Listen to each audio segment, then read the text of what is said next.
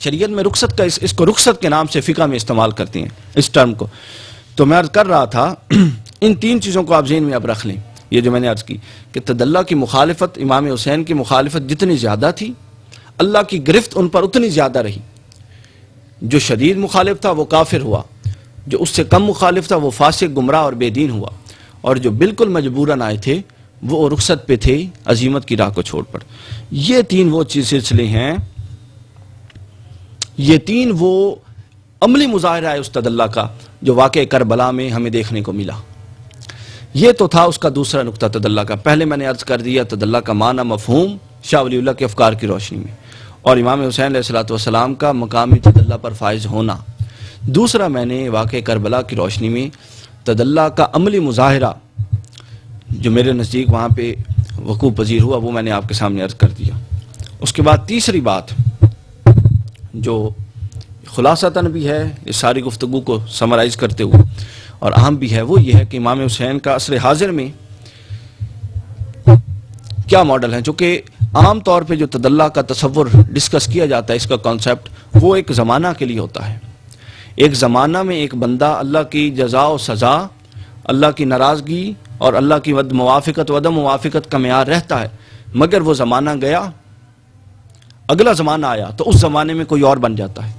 تو کیا اب سوال یہ ہے کہ کیا امام حسین اپنے زمانے میں تھے 61 ہجری اور پہلی صدی ہجری میں تھے، یا اب 14 صدیاں ہجری گزر چکی ہیں، 14 صدیاں 15ویں صدی جا رہی ہے، تو کیا اس میں بھی امام حسین مقام تدلہ پر اور کسی نہ کسی صورت میں آپ کی موافقت یا عدم موافقت، اللہ کی مخالفت یا موافقت بن سکتی ہے یا نہیں بن سکتی؟ یہ اس سے عام سوال جو اس دور میں بڑا اہم ہے، اور اس دور کے مطلب جو لوگ بغض اہل بیت میں حد سے بڑے ہوئے ہیں ان کے لیے یہ بڑی چیز ہے، اور جو طلباء ہیں ان کی تعلیم کے لیے یہ بڑا اہم نقطہ ہے. تو یہ ذہن نشین رکھ لیں کہ پھر آگے تدلہ کی دو قسمیں ہوتی ہیں، ایک ہوتی ہے عارضی اور ایک ہوتا ہے تدلہ مستقل. عارضی سے مراد وہ ہے کہ جس کو ایک زمانے ایک خاص وقت کے لیے وہ معیار ملتا ہے، جب اس کا وہ وقت چلا گیا اور وہ دنیا سے چلا گیا اور اگلی قوم آ گئی، اگلی نسل آ گئی، اور اس میں پھر دین کی کام کے لیے کوئی اگلا فرد اٹھا تو اس کو وہ مقام مل گیا، تو پچھلا کلیتاً ختم ہو گیا. اس کو کہتے ہیں عارضی. اور ایک ہوتا ہے تدلہ مستقل کہ بعض شخصیتیں، ہر ایک نہیں، بہت چند معدود، بہت کم لوگ ایسے بھی ہوا کرتے ہیں کہ اگر ان کو کہ جن کی خدمات، جن کی تعلیمات اور جن کی شخصیت اللہ کی بارگاہ میں اتنی قبولیت پا جاتی ہے کہ ان کا زمانہ بے شک گزر گیا ہو، وہ ہمیشہ کے لیے ان کی عدم موافقت، ہمیشہ کے لیے اللہ کی بارگاہ کی مخالفت اور ان کی موافقت اللہ کی بارگاہ کی موافقت تصور کرتی ہے، اور ہمیشہ کے لیے وہ یہ مرتبہ پا جاتی ہے کہ کوئی ان کا ساتھ دے گا تو وہ اللہ کے دین کا ساتھ تصور ہوگا، اور کوئی ان کا مخالف ہوگا تو اللہ کے دین کی مخالفت تصور ہوگی. میرے نزدیک امام حسین علیہ السلام ان چند ایک شخصیات میں سر فہرست ہیں، آپ ان میں شامل ہیں.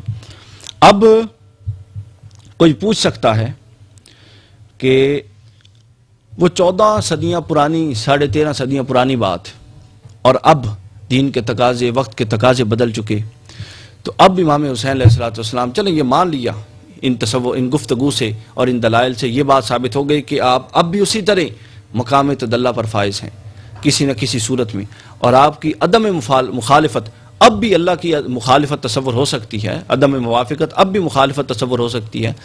تو وہ کیسے ہو سکتی ہے؟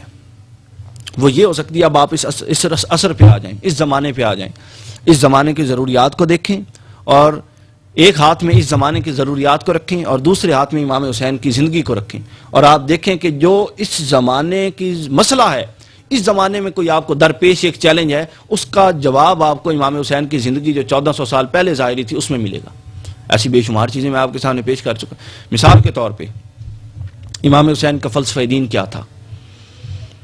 کیا امام حسین اپنے کمرے میں بیٹھ کر تسبیح، نماز، روزہ، حج، زکوٰۃ فقط یہ ادا کرنے پر اس کو فلسفہ، آپ کا فلسفہ دین یہ تھا؟ فقط اس کو ادا کرنے پر آپ اپنے دین کے پورے فرائض انجام دینے کو کافی سمجھتے تھے؟